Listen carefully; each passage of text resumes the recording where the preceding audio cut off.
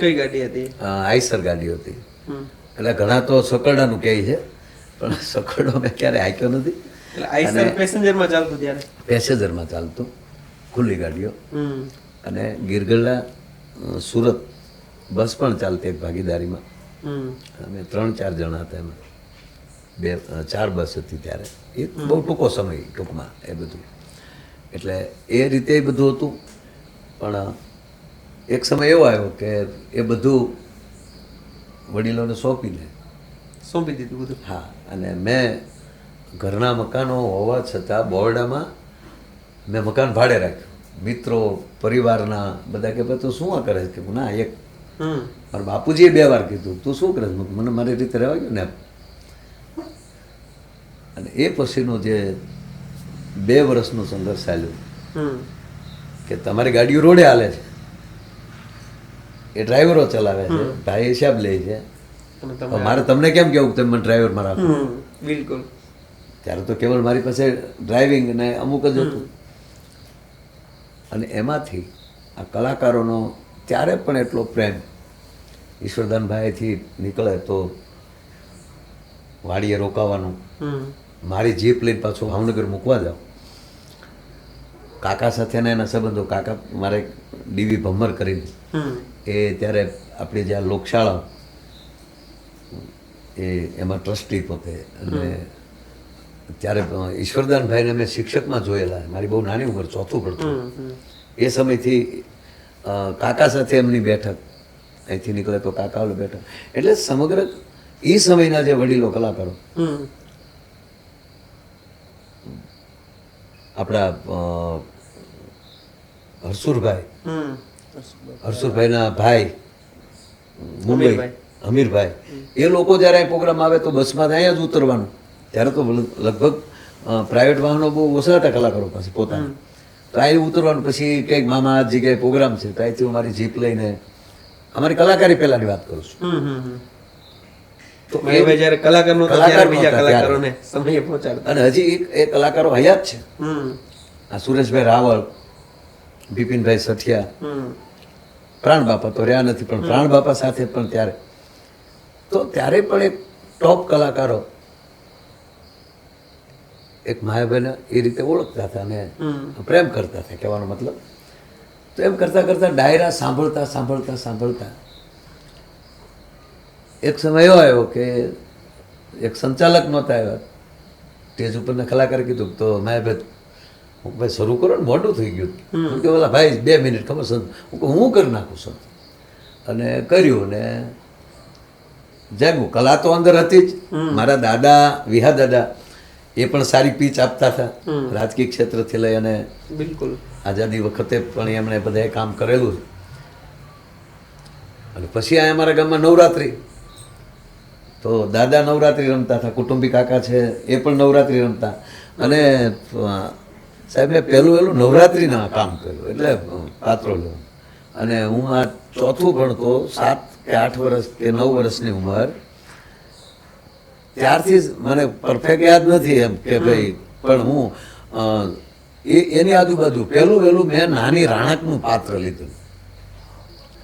એ પછી માંગડાવાળો, ઘણા બધા પાત્રો લીધા. એટલે કલા ઓલરેડી અંદર પડી હતી. અને એને લીધે આ બધા કલાકારો સાથે પણ બેસવાનું થયું. એટલે અર્થ એટલો જ કે અંદર મનમાં એક કે આપણે જાતે શું કરી શકીએ. અને આજે એને લીધે આખો પરિવાર ખૂબ પ્રેમાળ છે અને ખૂબ આનંદથી જીવીએ છીએ. તમે જે કલાકારોની વાત કરી, અત્યારે હું અહીં બેઠો છું, કદાચ કોઈ 2 જણા પૂછે તો હું કહીશ ભાઈ માયાભાઈની વાડી ગયા. તો માયાભાઈ આ રીતે બધા કલાકારો ભેગા રખડતા, એની ભેગા જતા હતા, તો એમ થતું કે આ કલાકાર આપણી ગાડીમાં બેઠા છે. અત્યારે માયાભાઈ કોકની સાથે બે તો એને એમ થાય કે નહીં, મારી સાથે જે કોઈ એમ. તમે એ વાત કરો, પણ ખાલી મેં કીધું ને કે ઈશ્વરદાનભાઈનો સંદેશો આવે કે ઉના પ્રોગ્રામમાં જવાનું છે, આ જે પ્રોગ્રામનો સાક્ષી છે, એટલે તો હું અહીંથી જીપ લઈને ભાવનગર જાઉં, કેવો હરખ થાય એમ. એને લઈ અને ઉના પ્રોગ્રામ કરીને આવીએ. અને રસ્તે પણ હું ગાડી આપતો ને એ રસ્તામાં ગાતા હોય ગાડી ગાતા હોય. પૂજ્ય ભગત બાપુ દુલાભાઈ કાક બાપુ એમના દીકરી રાણુબા અહીંયા સાલોલી ગામ, એ તો આખું ગામ હજી સાક્ષી છે. બિલકુલ.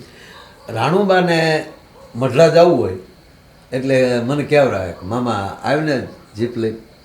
અમે અત્યારે રાત્રે વાળું કરીને હાલોલીથી નીકળીએ ત્યારે રસ્તા થોડા ઓલા સમય લાગે જીપ, અને આ રાણું આગળ બેસી જાય અને બે પીઠા હતા, એક એમાં એક પીઠો છે, પીઠાભાઈ અત્યારે એક છે એમાંથી. એ બે પીઠા હોય, નાનો પીઠો ને મોટો પીઠો, માએ બધાને ગોતીને રાખ્યા. આમ થઈ જાય 10-12 જણા.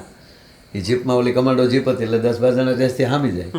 એ વારા ફરતી બધાએ રસ્તે ગાતા જાય અને ચારણના સોરું ને એ તો કાંઈ કહેવાનું હોય નહીં.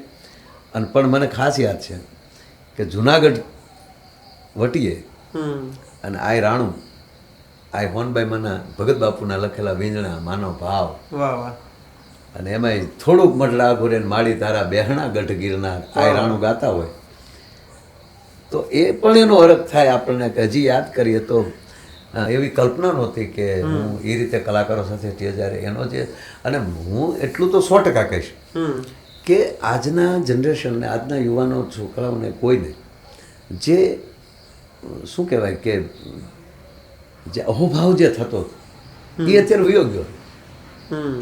કોઈની સાથે બેસવાનો અહોભાવ, ઓ આવા આપણે ભાઈ જે અમને હતું. હા, અત્યારે 100% સેલ્ફી લે છે બધા, અહોભાવ હશે જ. પણ મેં પહેલી વાર જીપ લીધી, જીપનો જે આનંદ છે, તો આજે મર્સિડીઝ છે કે ઘણી બધી ગાડીઓ છે, અથવા તો અત્યારે પ્લેન. હું પહેલી વાર બસમાં બેઠો અને એ જે ફિલિંગ થયું હતું અંદરથી, અને જે એ 15 દી સુધી આપણે વાતો કરી હોય એ કારણ કે સહજ થઈ ગયું છે બધું. તમે કલ્પના કરો, મેં 70 રૂપિયામાં સાયકલ લીધી હતી, તોય માણસ સાયકલ જોવા આવતા. અરે મારા જન્મ પહેલાં ડીઝલ એન્જિન પંપ, તો એ વડીલ વાત કરતા કે 1 મહિનો ચા પાણી આલ્યા ફલાણા ભાઈ હા ડીઝલ પંપ મશીન પાણી કાઢવાનું ને હવે કોથી નથી કાઢ. આ જે નહોતું ને હતું, અભાવનો ભાવ, એ અભાવનો ભાવ માણસને ભાવમય બનાવી દે છે ને એની કલ્પનાથી એ માણસને ધારું ત્યાં પહોંચી શકે. બિલકુલ. એટલે મૂળ તો આ જ કે એની સાથે બેસવાનો જે ભાવ થાય, એને મળવાનો જે ભાવ થાય, અને પછી કલાકારો વયા જાય પછી જે ગામમાં આપણે વાતો કરતા હોય, અરે પણ એ આખો મુદ્દો જ જુદો છે. પણ 100% હું કહીશ કે મેં હજી ભાવ ગુમાવ્યો નથી. વાહ. આજે સાગરદાન આવે તો મને એ ભાવ હોય, કીર્તિભાઈ આવે તો એ ભાવ હોય. શું કામ? કારણ કે હજી હું શ્રોતા નથી મટ્યો અને આયર નથી મટ્યો.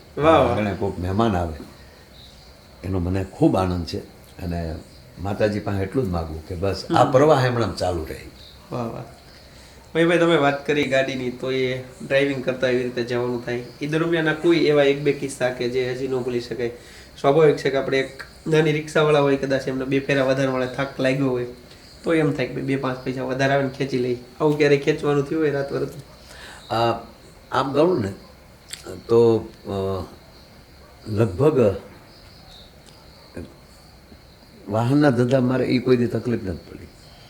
એનો તમને દાખલો દો કે આ ગામે મને એવો પ્રેમ આપ્યો છે ને, 18 વરણ છે, કોળી સમાજ છે, લુહાર સમાજ છે, પ્રજાપતિ સમાજ છે, દલિત સમાજ છે, 18 વરણ બધા.